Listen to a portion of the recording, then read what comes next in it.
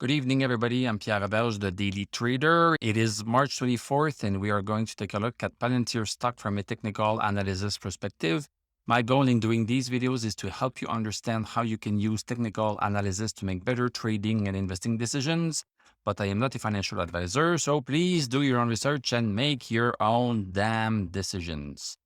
We closed up 21 cents, 1.59% at 13.39. Post-market, we are down by 3 cents.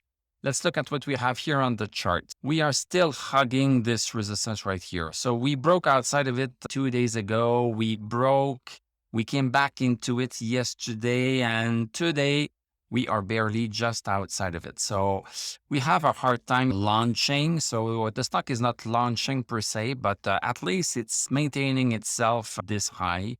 So we cannot complain too much. Still, we have the resistance at 14.18. Is that the right numbers? I just want to make sure. 14.18. This is a double resistance that we have here, and 14.42. 14.18 and 14.42. So these are the two resistance that we need to think about. And also we have this mid-channel resistance that we had to contend with right here. Remember, December, we had to contend with it and we did not succeed. And this is why we came back down.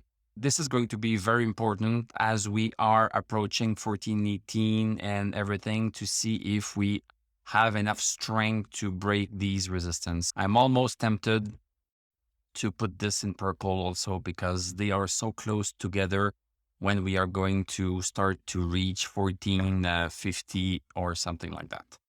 Let's go see the 1 hour chart. So 1 hour chart, what's special right here? Broke outside of this upward trend yesterday, but then we had this support at 13 bucks. We broke it briefly, came back from it. So this is a positive sign. When a stock goes down crazy like this and comes back up, so then it shows that the stock has some buyers to pull it back up. So maybe there was a big whale seller that just dumped a bunch of stocks, but then there were people that wanted that bargain below 13 and he said, no, I'm coming in, and they brought the price up. So that's pretty nice to see. So intraday resistance at 13.50 and 13.79. So these are two important points on our way to 14.18. In terms of indicators, everything is pretty much bullish here. We have a DMI that crossed over. Did it cross over bearish? No, it did not cross over bearish here during this little bit of a dip. But so it's still bullish, and we have a MACD that MACD will crosses over pretty much all the time. So we cannot rely on it too much. Let's go back to the daily chart.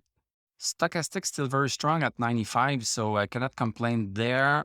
We have the blue line above zero. When we are going to get the two lines above zero, we are going to get a new green thumb up.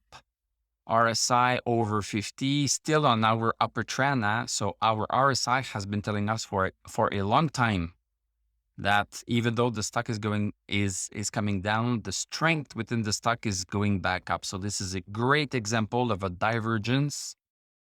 Divergence means